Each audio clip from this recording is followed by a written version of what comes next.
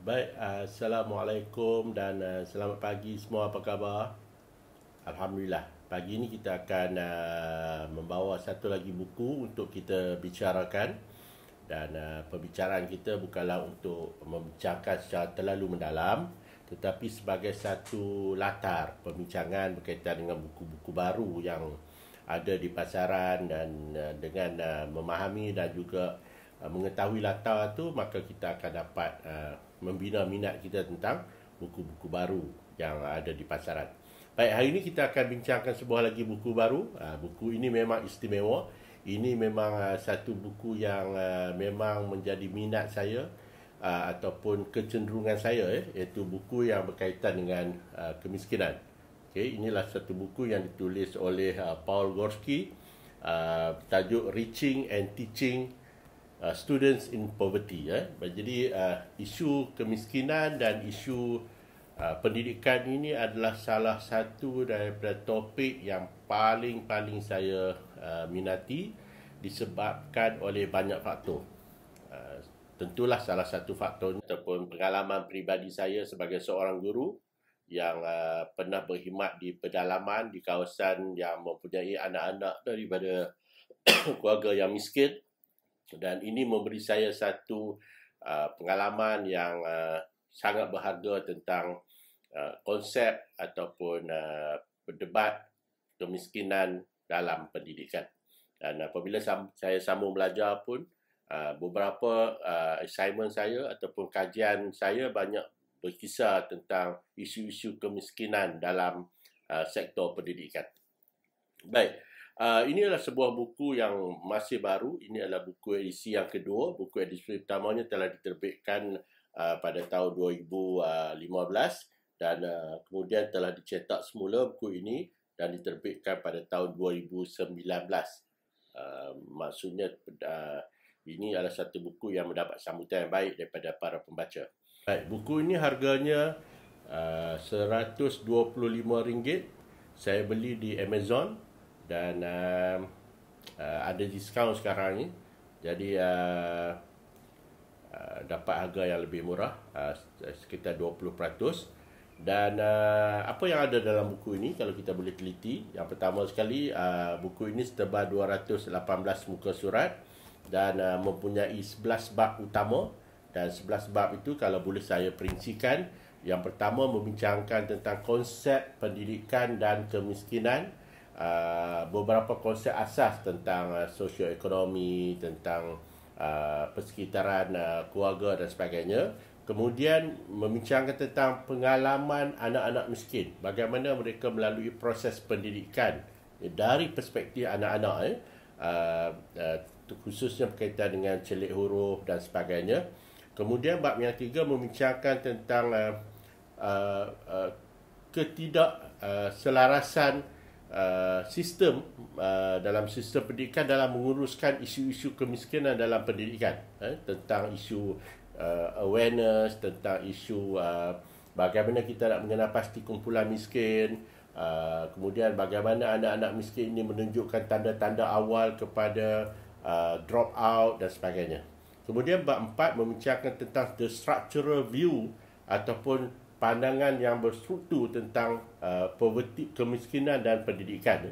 Misalnya dilihat bagaimana defisit ideologi dalam kalangan pemerintah atau pemimpin ataupun di kalangan mereka yang diberi amanah untuk menguruskan pendidikan ini kadang-kadang boleh jadi terlupa ataupun mempunyai dasar yang tidak mesra kepada kumpulan anak-anak daripada golongan yang miskin. Ini yang disebut dalam buku ini dalam bab 4 tentang defisit ideologi dan bagaimana defisit ini boleh menyebabkan anak-anak ini, walaupun kadang-kadang mungkin mereka bijak, mungkin mereka itu dalam kumpulan pintar, disebabkan oleh kemiskinan, dasar-dasar pendidikan yang tidak memberi manfaat kepada mereka secara langsung akan menyebabkan potensi dan kebolehan mereka ini dapat dia akan hilang begitu saja. Kemudian di dalam bab yang kelima dibincangkan tentang mindset of poverty. Maksudnya kadang-kadang anak-anak ini datang pada keluarga yang miskin dan mereka telah terbina mindset mereka, cara fikir mereka tentang mereka adalah daripada orang miskin, dan orang miskin ini biasanya tidak boleh berjaya dalam kehidupan, dan orang miskin ini selalu kena bekerja upah, bekerja dengan orang lain untuk mendapat pendapatan dan sebagainya. The mindset of poverty ini menjadi salah satu isu besar dalam kita mengangkat anak-anak keluarga miskin ini untuk menjadi mereka berjaya dalam pendidikan. Dalam bab yang ke-6 dibincangkan tentang isu ketaksamaan kemiskinan ini bukan saja memberi pengaruh kepada pembelajaran anak-anak di sekolah, tetapi beyond school.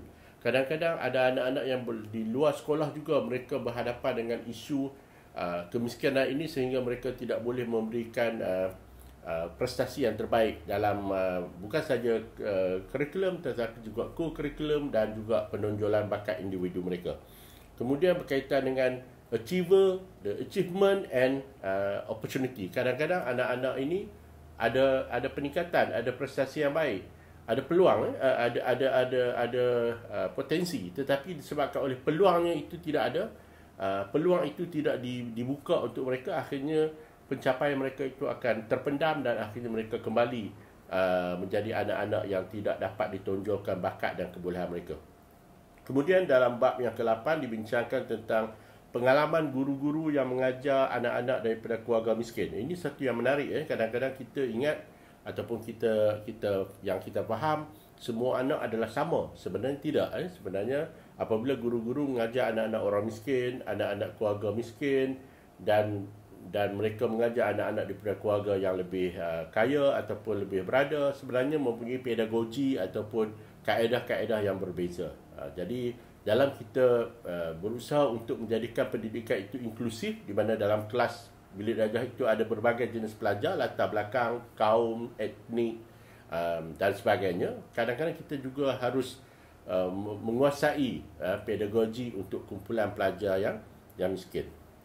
Kemudian dalam yang bab ke-9 ialah berkaitan dengan kemiskinan sekolah dan juga keluarga. Ini satu bab yang menarik, yang sebenarnya sangat mempengaruhi pencapaian anak-anak. Bukan sahaja kemiskinan itu sendiri, tapi kemiskinan itu sebenarnya mempengaruhi sistem kekeluargaan dan ia kemudiannya mempengaruhi pencapaian anak-anak. Nanti kita boleh bincangkan dalam bab yang seterusnya. Kemudian dalam bab yang ke-10 dia membincangkan tentang anak-anak itu masih miskin. Anak-anak itu masih berada dalam keadaan kesulitan, kesukaran untuk hidup disebabkan oleh tidak mempunyai kewangan yang kukuh. Tetapi kalau kita lihat sistem persekolahan itu berubah. Kalau kita ambil misalnya, kalau dulu sekolah tidak menggunakan digital, tidak menggunakan gadget, peranti, hari ini sekolah menggunakan peranti dan anak-anak perlu menyediakannya. Maksudnya ibu bapa perlu menyediakannya. Bagaimana anak-anak itu terpaksa berhadapan dengan satu senario di mana perubahan dalam sistem pendidikan yang berlaku di sekolah-sekolah itu mereka tidak boleh uruskan disebabkan oleh kemiskinan keluarga. Terusnya bab yang terakhir, bab 11 berkaitan dengan polisi. Bagaimana sistem ataupun satu-satu polisi pendidikan itu dapat dibina, kemudian dinilai dan ditambah baik untuk memberi peluang kepada anak-anak daripada keluarga yang miskin ini dapat menumpukan ataupun dapat meningkatkan prestasi akademik dan juga pendidikan mereka. Baik, ada 11 bab dalam buku ini yang saya fikir merangkumi keseluruhan perbincangan berkaitan dengan kemiskinan dan juga pendidikan. Dalam konteks Malaysia, semenjak kita merdeka pada tahun 1957, kita tahu bahawa pihak kerajaan, khususnya pada awal zaman kemerdekaan dulu, telah memberi tumpuan yang sangat besar kepada meningkatkan prestasi pelajar-pelajar daripada keluarga miskin dan juga pedalaman dan kawasan luar bandar.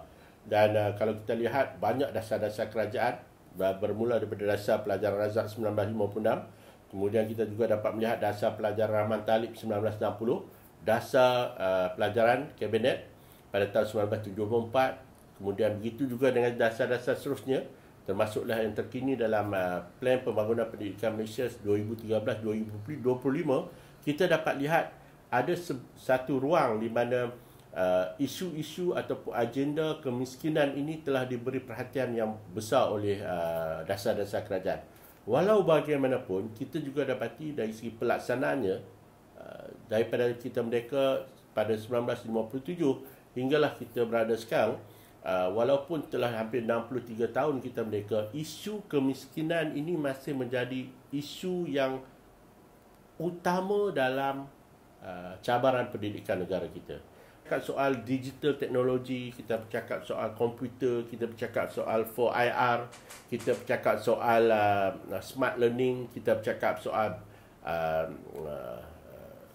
berbagai-bagai kemajuan dan teknologi dalam pendidikan, tetapi teras kepada isu ataupun cabaran kepada sistem pendidikan kita masih kekal bahawa kemiskinan adalah punca utama kepada isu pendidikan negara. Saya pernah mengajar di Sekolah Pedalaman Sarawak dan saya pernah menjadi guru yang menjaga kantin. Bila kita waktu rehat, bila saya mendekati pelajar yang sedang makan di kantin, saya dapat melihat sendiri bagaimana anak-anak ini bila dibukakan bekal makanan yang dibawa oleh yang disediakan oleh ibu-ibu mereka, di dalamnya itu hanya ada nasi putih dengan sedikit kicap, dan kadang-kadang itu ada sepotong lauk yang sangat kecil. Ada kalanya saya melihat nasi itu hanya digaulkan dengan beberapa ikan bilis. Kadang-kadang saya melihat anak-anak yang tidak membawa nasi tetapi membawa roti sekeping, dan di atas roti itu mereka akan letakkan sos cili yang diambil daripada kantin sekolah. Ada anak-anak yang langsung tidak ada bekalan makanan dan hanya berada di kantin sekolah menunggu waktu untuk masuk semula ke kelas. Pengalaman-pengalaman itu memberi saya satu keinsafan peribadi bahawa selagi mana kita tidak menyelesaikan isu-isu kemiskinan dalam pendidikan ini, kita sebenarnya tidak membawa apa-apa kemajuan kepada pendidikan anak-anak kita. Kita boleh bercakap soal inovasi pendidikan, kita boleh cakap soal 4IR, kita boleh bercakap soal komputer, teknologi dan segala macam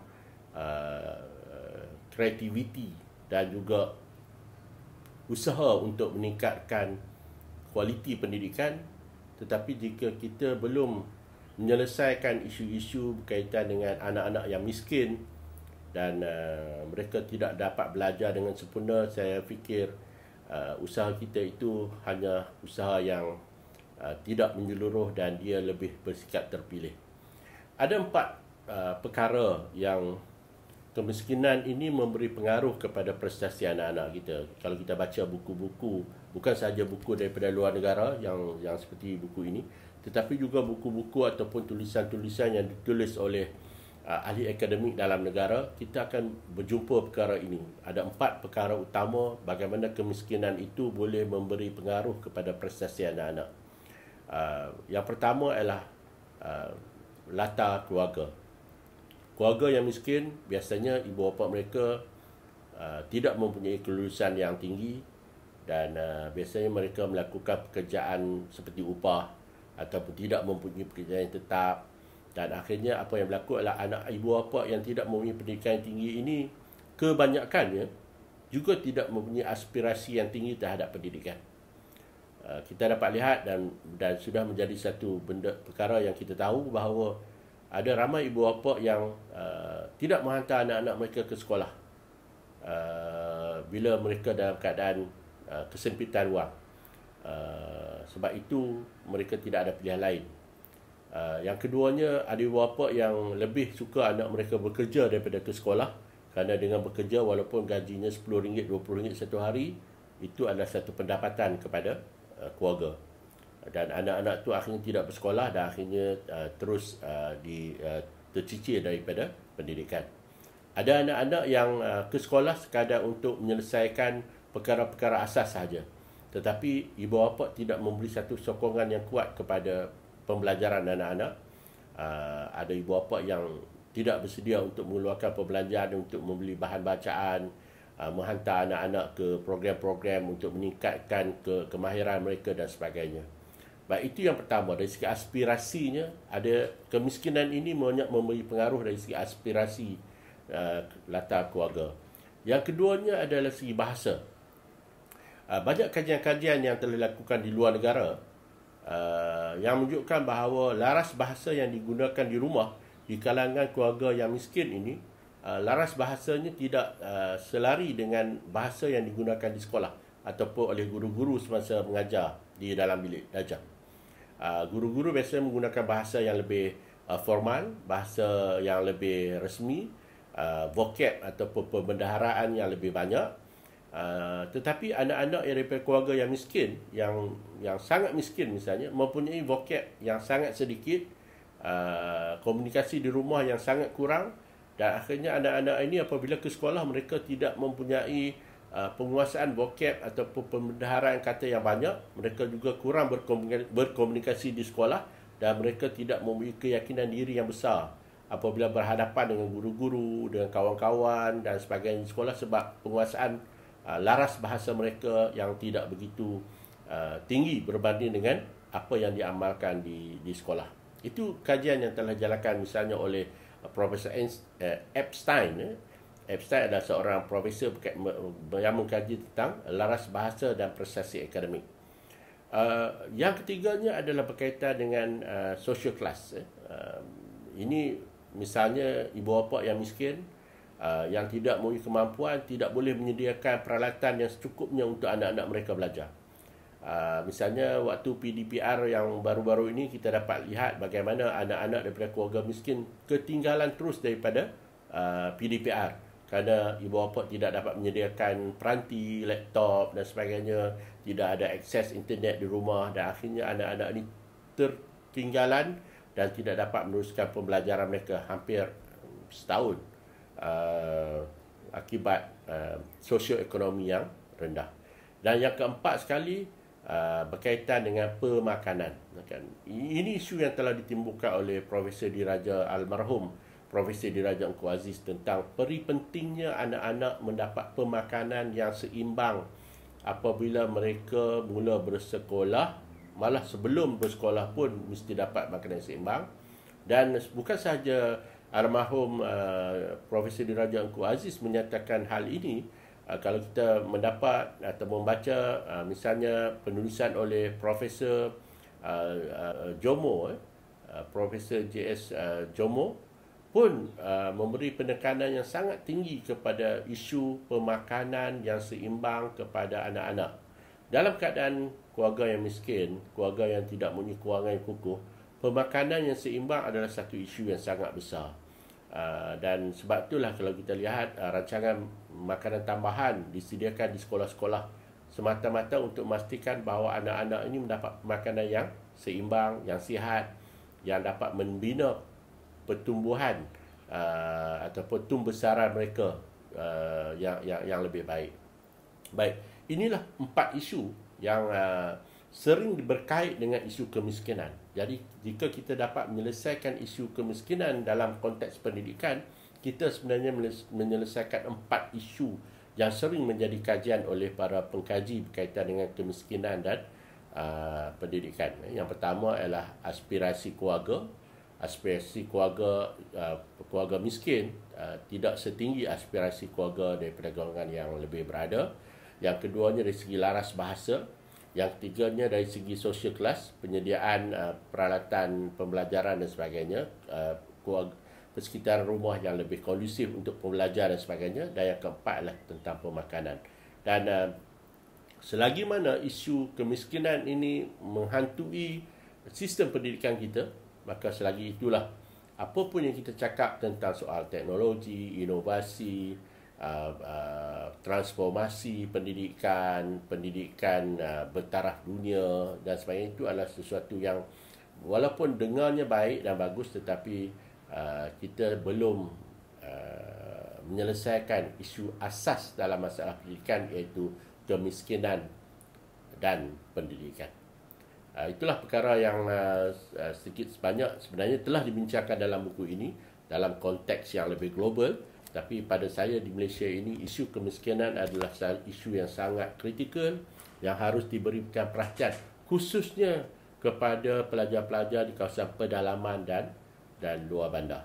Kerana dua lokasi ini kawasan luar bandar dan juga kawasan pedalaman mempunyai cabaran kemiskinan yang lebih kritikal kepada anak-anak untuk mereka meneruskan belajar, kerana bukan saja mereka miskin, tetapi kalau kita lihat sekolah-sekolah yang berada di kawasan pedalaman dan juga luar bandar juga dalam keadaan daif dan serba kekurangan. Tetapi tidak bermaksud juga bahawa apa yang ada di bandar itu semuanya dalam keadaan yang molek, yang elok. Ramai juga yang telah mengkaji dan mendapati bahawa isu kemiskinan masyarakat bandar juga sangat mempengaruhi pencapaian anak-anak mereka dalam akademik.